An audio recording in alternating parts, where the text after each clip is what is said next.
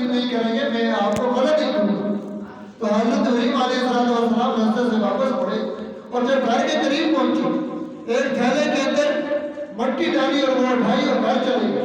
جب گھر کے اندر پہنچ جاتے ہیں رات کا ٹائم ہے اور اس توڑے میں جا کر وہاں پر رکھا اور جا کر حضرت ابراہیم علیہ السلام سو گئے۔ جب صبح بیدار ہوئے تو دیکھا کہ ان کی بیوی جو حضرت سارہ علیہ السلام اور انہیں کھانا بنا کر لایا۔ جب وہ روٹیاں بنی ہوئی دیکھی تو انہوں نے پوچھا کہ یہ کھانا آپ نے کہاں سے بنایا؟ تو انہوں نے کہا کہ رات کو جو آپ آٹا لے کر آئے تھے میں نے اسی آٹے سے یہ روٹیاں بنائی۔ ذرا آپ تصور کریں کہ اللہ تعالیٰ کے اوپر ان کا اعتقاد اور اس کی توحید کہ اللہ تعالیٰ کے حوالے سے کہ وہ اتنا مضبوط تھا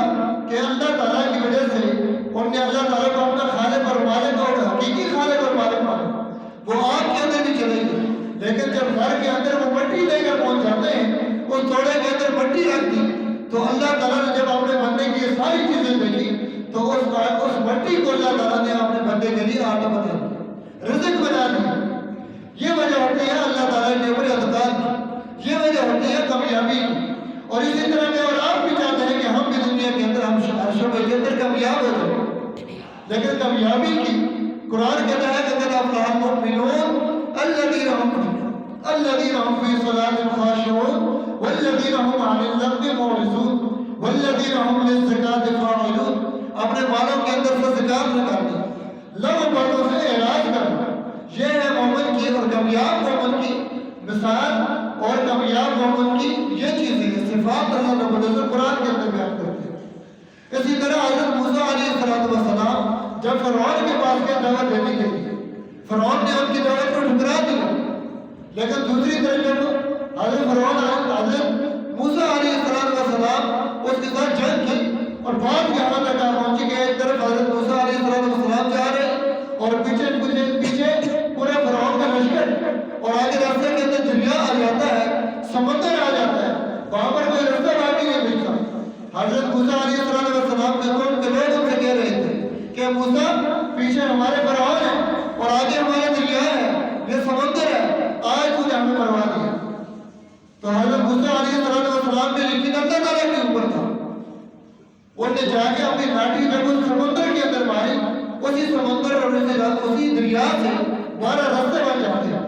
وہ سارے کے سارے لوگ وہ راستہ کراس کر کے سمندر کی دوسری طرف چلے گئے، لیکن جب فرعون اس راستے کے اوپر آیا اس سے دیکھا جہاں پر راستہ بنا ہوا ہے تو وہ سارے کا سارا دریا آپس میں مل جاتا ہے اور اللہ تعالیٰ نے فرعون کو ایسی موت دی کہ وہ اس کو سمندر کے اندر غرق کر دیا۔ تو جو اللہ کا ہو جاتا ہے اللہ تعالیٰ اس کے لیے وہاں سے راستے کھولتا ہے جہاں سے اس کا سوچ و گمان نہیں ہوتا۔ ذرا آپ تصور کریں کہ کیا دریا کے اندر کیا سمندر کے اندر راستے بن سکتے ہیں؟ یہ ہمارا تصور ہماری سوچ یہ کہتی ہے یہ نہیں بن سکتی، لیکن حضرت موسیٰ علیہ السلام کی مدد اللہ تعالیٰ نے ایسے کی۔ ذرا ہم اگر سوچیں کہ آپ گنہ گزار کیسے ہو سکتی ہے تو حضرت ابراہیم علیہ السلام کی مدد اللہ تعالیٰ نے آگ کے اندر ایسے کی کہ آپ کو گنہ گزار بنا دیا۔ آپ کو اللہ تعالیٰ کہتا ہے کہ اتنی ٹھنڈی نہیں ہو جاتی کہ ابراہیم کو تکلیف ہو، حالانکہ آپ ٹھنڈی نہیں ہوتی، آپ کو گرم ہوتی ہے، لیکن ہماری عقل یہ کہتی ہے کہ آپ کو جلاتی ہے۔ لیکن جب حضرت ابراہیم علیہ السلام نے اللہ کی رسی کو مضبوطی کے ساتھ تھامے رکھا تو اللہ تعالیٰ نے ان کی مدد اور نصرت کی۔ حضرت موسیٰ علیہ السلام نے بھی ان کی رسی کو ساتھ تھامے رکھا تو اللہ تعالیٰ نے ان کی بھی مدد اور نصرت کی۔ لیکن دوسری طرف جب ہم کوئی بندہ دیکھتا ہے کہ میرے پاس زیادہ مال اور دولت آ جائے میں بھی کامیاب ہو جاؤں، جو بندہ یہ چاہتا ہے کہ میرے پاس زیادہ مال ہو اور یا زیادہ دولت ہو، میرے پاس زیادہ گاڑیاں ہو، پلاس ہو تو میں کامیاب ہوں۔ ہر بندہ یہ چاہتا ہے کہ کامیابی اسی کے اندر ہے، جس کے پاس پیسہ ہے وہی بندہ کامیاب ہے۔ اس کی مثال ذرا آپ قارون کو دیکھیں، اس کو اللہ تعالیٰ نے کتنی مال اور کتنی دولت دی تھی۔ اس کو قرآن کے اندر آتا ہے ایک طاقتور جماعت اس کی مال کی چابیاں اٹھا کر لے کے چلا کرتی تھی۔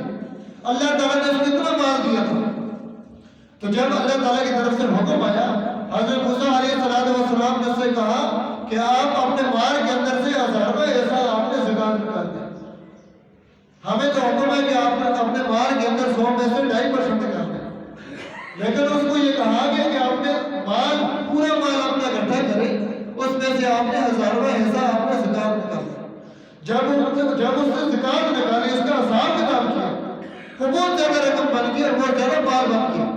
چونکہ اللہ تعالیٰ نے اس کو بے تحاشا مال دیا ہوا تھا، اور اتنا مال دیا ہوا تھا کہ اس کی جو چابی تھی خزانوں کی، وہ طاقتور پوری جماعت اور بہت سارے اونٹ لے کر چلا کرتے تھے۔ جب اس نے زکات دینے سے انکار کر دیا، اسے حضرت موسیٰ علیہ السلام کے اوپر ایک گھناؤنا الزام لگا دیا۔ اس سے ایک عورت کو لے کر آیا اور ایک عورت کو اس نے بہت سارے پیسے دیے اور مال دیا۔ اس سے کہا کہ آپ نے حضرت موسیٰ علیہ السلام کے اوپر ایک تہمت لگانی ہے، ایک الزام لگانا ہے۔ جب حضرت موسیٰ علیہ السلام لوگوں کو بعض نصیحت فرما رہے تھے تو وہ عورت سامنے آئی اور قارون اس کو لے کر آیا، اور جو اس قارون نے حضرت موسیٰ علیہ السلام سے یہ کہا کہ موسیٰ علیہ السلام سے خبر کریں،